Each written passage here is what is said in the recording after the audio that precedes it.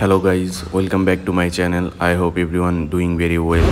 So here is my another video. কিছুদিন পর থেকে আমার সেমিস্টার ফাইনাল শুরু হয়ে যাবে, সো যার জন্য একটা ঝটপট প্ল্যান করলাম পোর্ট ডিকসনে যাওয়ার। এবং পোর্ট ডিকসনে যাওয়ার আগে দেখলাম আজকের ওয়েদারটা অনেক সুন্দর, তাই ক্যাম্পাসের কিছু ভিডিও ধারণ করলাম।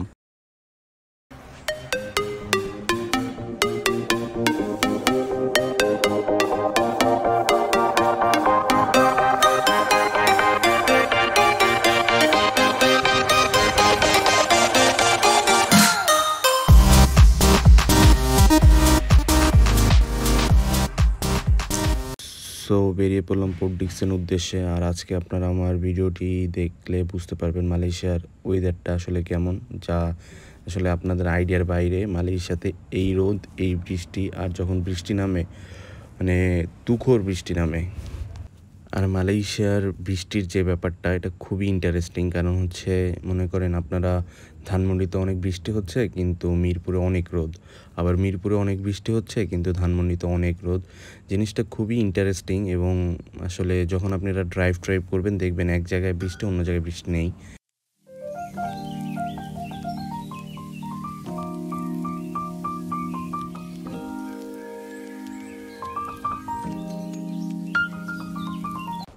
সো রোদ আর বৃষ্টির খেলা দেখতে দেখতে আমরা প্রায় পোর্ট ডিকসনে পৌঁছায় গেছি। পৌঁছায় যাওয়ার পর যা দেখলাম, বিশ্বাস করে রাসেল ভাই, তার জন্য প্রস্তুত ছিলাম না।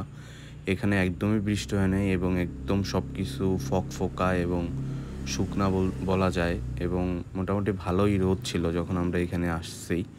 সো আসার পর আমি কিছু ভিডিও নিচ্ছিলাম। এখানে ভিউগুলো অনেক সুন্দর ছিল। আর একটু পরেই আপনারা একদম সমুদ্রের র সাউন্ডটা একদম প্রপারলি শুনতে পারবেন। কত কিছু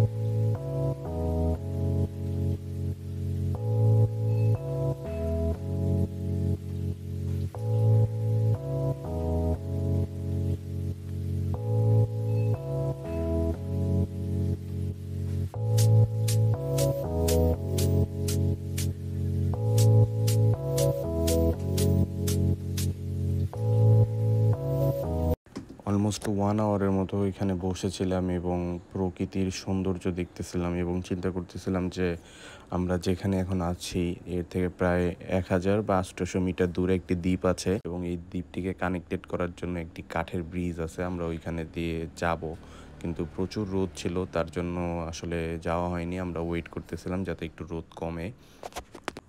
এই সেই কাঠের ব্রিজটি। এই ব্রিজটির সাথে আমার একটি পুরনো স্মৃতি আছে। সেটি আজ থেকে প্রায় 4 বছর আগে আমরা যখন মালয়েশিয়াতে আসি, আমি এবং আমার ব্যাচমেটরা মিলে প্রথম পোর্ট ডিকসনে আসে। এবং পোর্ট ডিকসনে আসার পরে আমরা এই ব্রিজটা প্রায় অ্যাটলিস্ট 3 আওয়ার্সের মতো আমরা খুঁজতেছিলাম, কিন্তু আমরা কখন এটা খুঁজে পাইনি।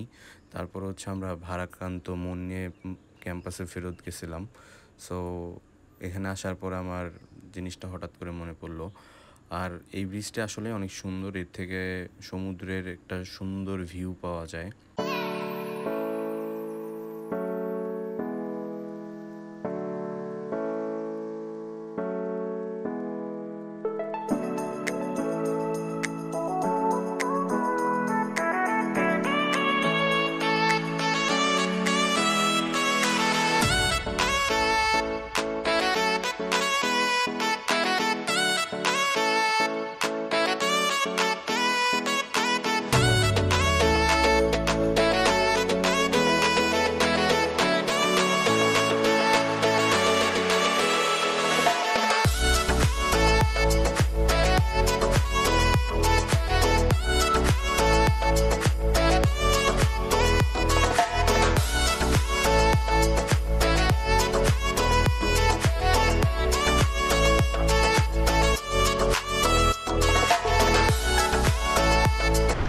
ব্রিজে এবং ওয়াচ টাওয়ারে কিছুক্ষণ ঘোরাঘুরি করার পর আমরা এখানে এসে আবার বসলাম এবং প্ল্যান করতেছিলাম একটা খাওয়া দাওয়া করার জন্য। এবং ব্রিজের এবং ওয়াচ টাওয়ারের কিছু ফুটেজ আসলে আনফর্চুনেটলি ডিলেট হয়ে গেছে। সো যার জন্য আসলে ওয়াচ টাওয়ার থেকে যে ভিউটা ওটা আপনাদের দেখাইতে পারলাম না। আমরা এখানে কিছুক্ষণ বসে পরে খাওয়া দাওয়ার প্ল্যান করলাম। সো আমরা বিচের পাশেই খাওয়া দাওয়া করতেছিলাম, তখন দেখলাম মানুষের অনেক ভিড় এবং এসে দেখি